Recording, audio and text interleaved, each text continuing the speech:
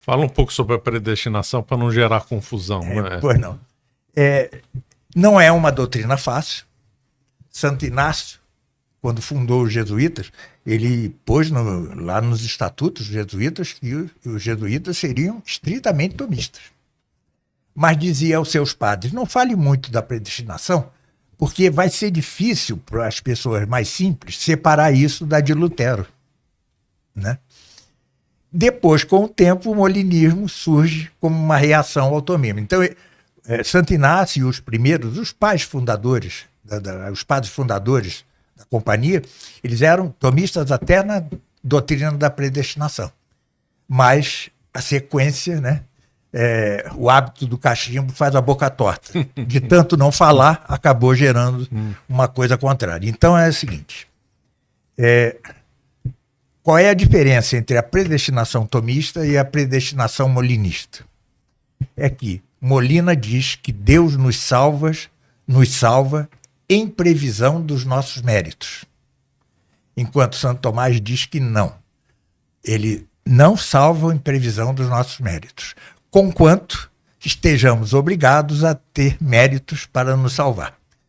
Então, a doutrina tomista se encerra no seguinte. Primeiro, se nos salvamos, é Deus quem nos salva. Se nos perdemos, somos nós que nos perdemos.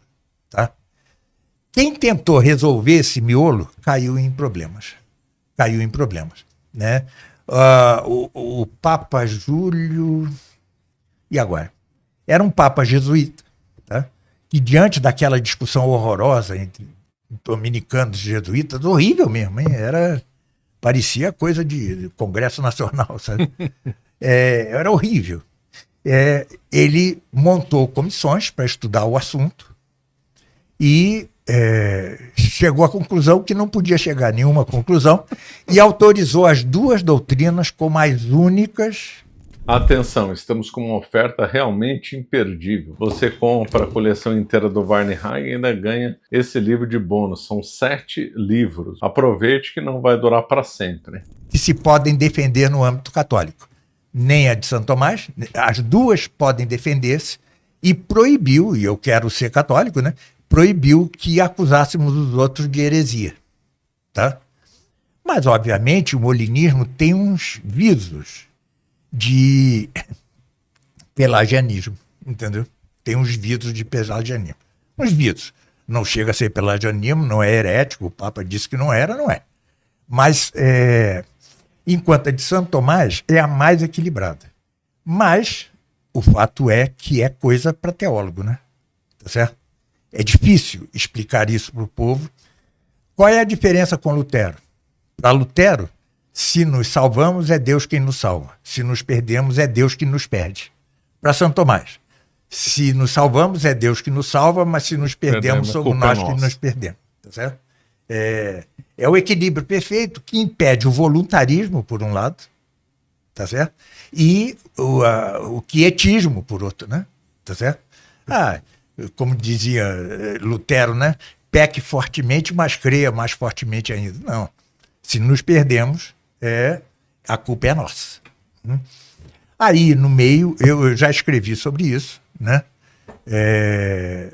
No livro do Papa Herético, ele está esgotado agora, vai ser relançado pela edição de Santo Tomás. E para mim aquilo basta, o que eu escrevi ali. Mas nós estamos obrigados a ter mérito.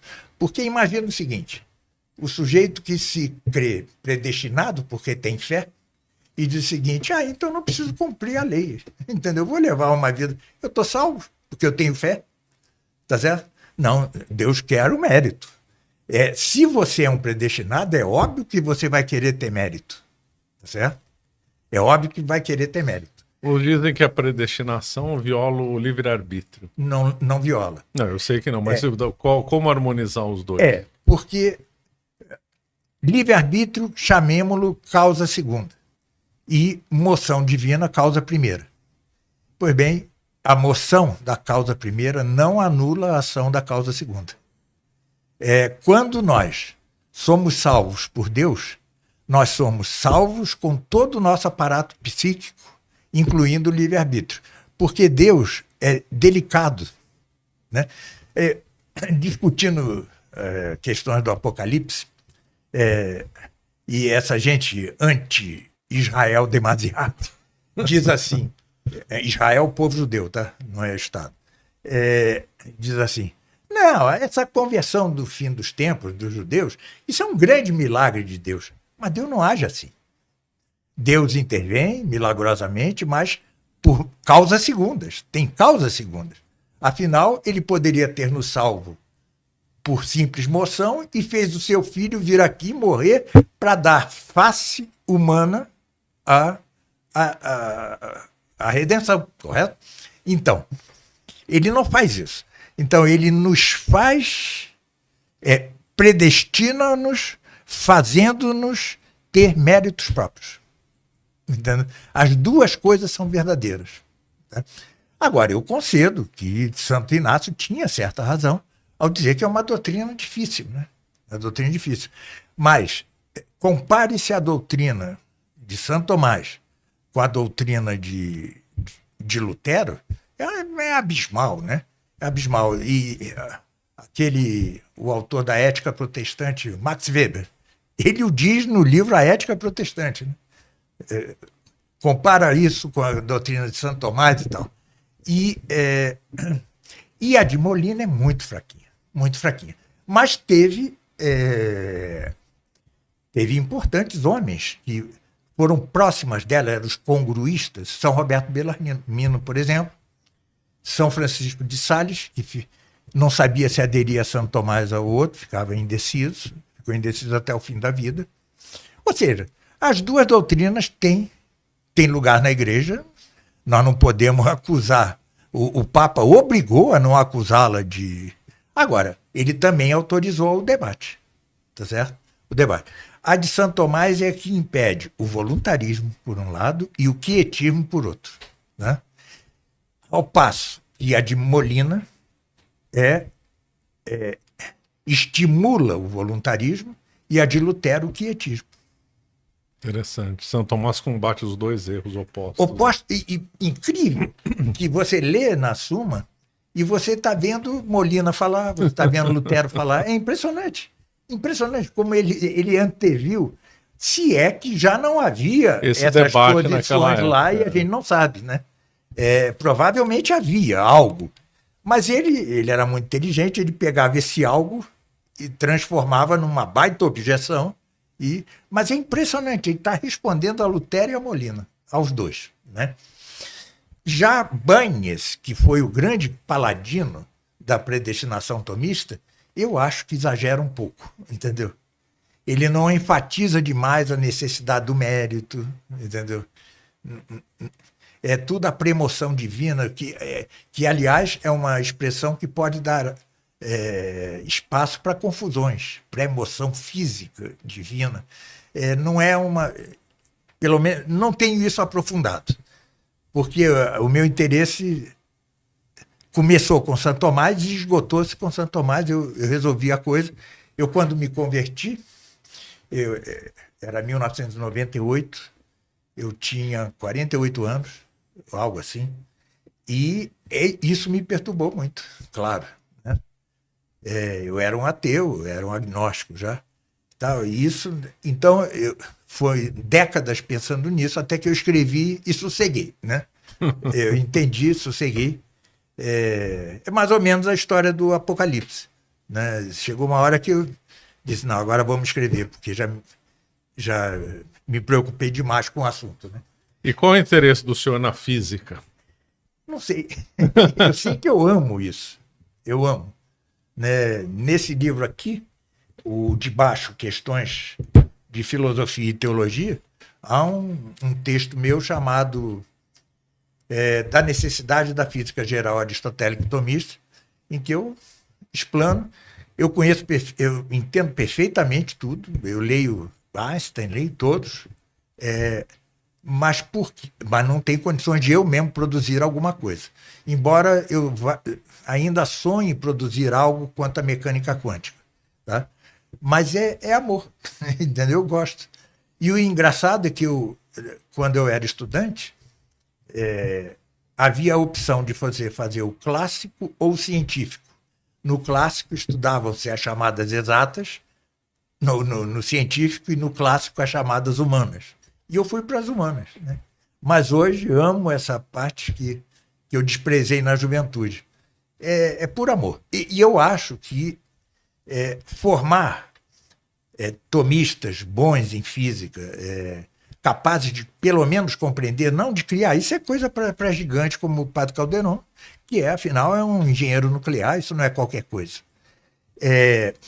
Mas ter uma multidão de físicos entendedores da verdadeira doutrina ajuda muito no debate com o ateísmo e suas variantes. Ajuda muito, muito, porque você escapa tanto da incredulidade como do pietismo, do fideísmo, né?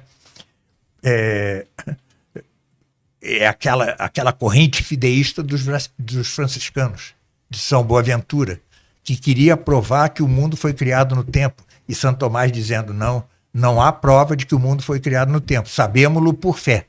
Logo, ele poderia ter sido eterno. Entendeu? E assim vamos. Eu acho que fortalece demais. Tá?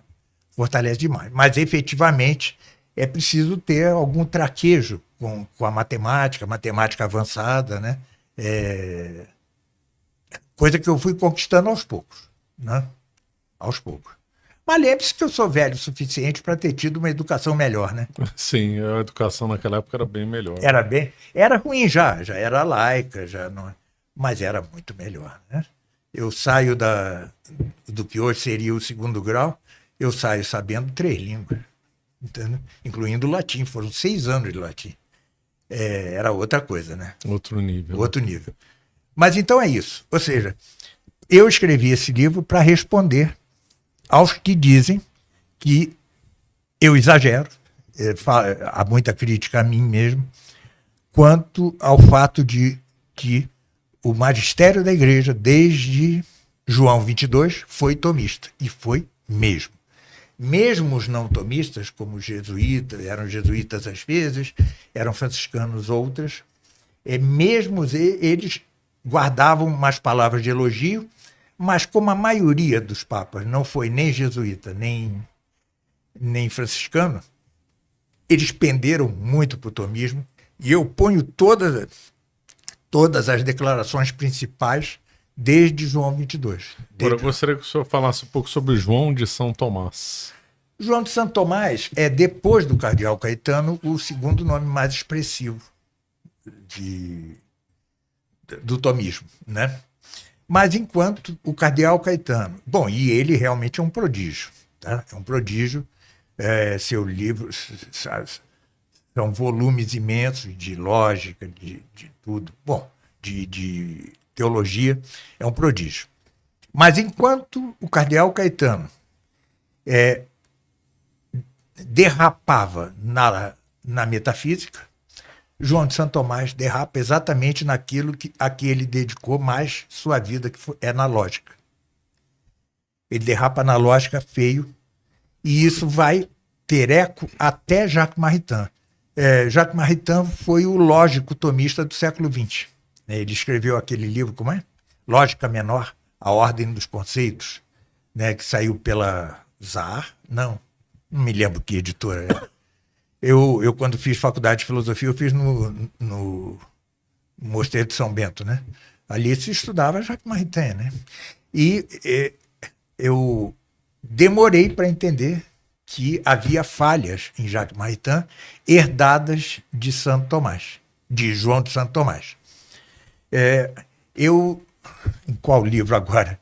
Aquele ali, esse aí, eu faço uma crítica formal a ele, tá? A João de Santo Tomás, no âmbito da lógica, a noção de signo, etc. e tal. Né? Ele erra muito. Sim, eu já ia me esquecendo. Por que é que os tomistas tanto erraram na lógica? Eu já disse que eles não seguiam a Santo Tomás, eles idolatravam Santo Tomás. E havia um opúsculo grande chamado Toda a Lógica Aristotélica, que provavelmente, na minha opinião, é de Hervé de Nedelec, mas eles consideravam Santo Tomás. E adotaram todas as posições que estavam ali, pois não eram a de Santo Tomás.